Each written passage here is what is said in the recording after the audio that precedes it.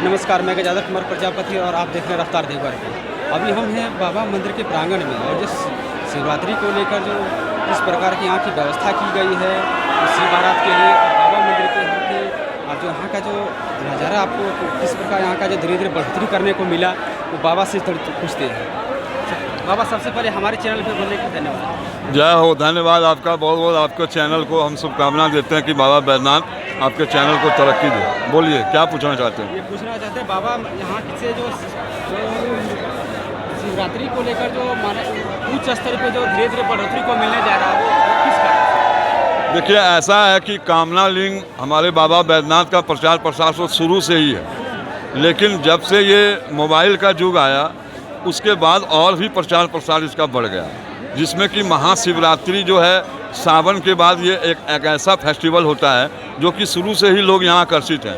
उसका एक मेन कारण है कि 12 ज्योतिर्लिंग में कामना लिंग बाबा बैद्यनाथ के यहाँ ही शिव विवाह होता है। क्यों होता है? क्योंकि सती का यहाँ हृदय गिरा है और जहाँ हृदय वहाँ 100 शरीर है, तो यहाँ माता 100 शरीर विराजमान है पहले से। और उसके बाद त्रेता युग में देवाधिदेव महादेव आए, उसके बाद हम लोग आए, हम लोग सभी तीर्थ पुरोहित यहाँ पर आए बाबा का सेवा अर्चना करने के लिए, और तभी से धीरे धीरे ये परंपरा शुरू हुई शिव विवाह का। और बढ़ते बढ़ते बढ़ते शिव विवाह इतना चरम पर आ गया।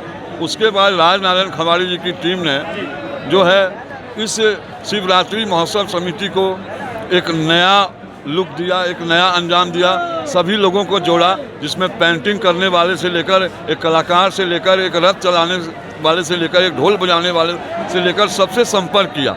और शुरुआती दौर में सभी अपने इच्छा से ही काम करते थे, कोई शुल्क नहीं लेते थे। शिवरात्रि समिति जितना पार्टी थी उतना देती थी और लोग खुशी खुशी इसमें आते थे। आज भी आप देखिएगा कि सभी गलियों को सजाया गया, तो पर्यटन विभाग ने थोड़ी सजाया है, लोगों ने अपने तरफ से सजाया, क्योंकि ये शिव की नगरी है, माता की नगरी है। और इस बार पर्यटन विभाग भी आकर्षित हो गया है। आपने कहा कि शिवरात्रि शुरू से ही आकर्षित है यहाँ, क्योंकि यूपी के ज़्यादा लोग यहाँ पर आते हैं, भारतवर्ष के लोग आते हैं। और जब से ये एयरपोर्ट हो गया है, एयरपोर्ट होने के बाद है कि साउथ के लोग भी यहाँ पर आने लगे और मुंबई के भी लोग आने लगे, दिल्ली के भी लोग आने तुरंत से आ जाते हैं। तो धीरे धीरे प्रचार प्रसार इसका बढ़ा। और जब से नरेंद्र मोदी यहाँ पर आए, वो पूजा करके गए, उसके बाद तो और भी बढ़ गया। और उन्होंने सौगात भी दे दिया एयरपोर्ट का। आप देख रहे हैं कि एयरपोर्ट तैयार है और अभी रात्रि सेवा भी चालू हो गया है, रात में भी एयरपोर्ट से आप आ जा सकते हैं। तो ये सब व्यवस्था होने के बाद यहाँ शिवरात्रि का महत्व जो बढ़ गया, क्योंकि छोटे समय में लंबा मेला होता है और बहुत आनंद होता है। तो आप देख रहे हैं देवघर कैसे सजा हुआ है। लेकिन जो माना जाता है रावण को लेकर देवघर जो माना जाता है वो क्या चीज़ माना जाता है, इसके बारे में बता सकते हैं? देखिए, रावण को हम लोग यहाँ का देवता मानते हैं, ये रावणेश्वर बैद्यनाथ है। आप देखे होंगे लिखा हुआ है रावणेश्वर बैद्यनाथ। क्यों लिखा हुआ? क्योंकि रावण अगर नहीं होता तो महादेव यहाँ नहीं आते, और महादेव अगर नहीं आते तो यहाँ कुछ भी नहीं होता। इसलिए महादेव ने ही वरदान दिया है रावण को। जब रावण उखाड़ के शिवलिंग ले जाना चाहा तो उन्होंने कहा था कि जहाँ रखोगे मैं वहीं रह जाऊँगा, लेकिन रावण जिद करने लगा। तब बैद्यनाथ ने प्रसन्न होकर कहा कि अरे मूर्ख, आने वाले समय में तुम्हारे नाम से ही मैं पूजा जाऊँगा, रावणेश्वर बैद्यनाथ। इसलिए रावण का इतना महत्व यहाँ पर है। शिव से पार्वती की ओर जो रस्सी की ओर ले जाया जाता है उसका क्या मनोकामना है? देखिए, वही तो मैं बता रहा था कि गठबंधन सिर्फ यहीं पर होता है और ज्योतिर्लिंगों में गठबंधन नहीं होता, क्योंकि कहीं पर सती नहीं है, यहाँ सती का हृदय गिरा है, कहीं ऐसा नहीं है। 100 शरीर यहाँ पर सती हैं, इसलिए यहाँ गठबंधन का महत्व है। और गठबंधन लोग चढ़ाते हैं अपनी मान्यता के अनुसार।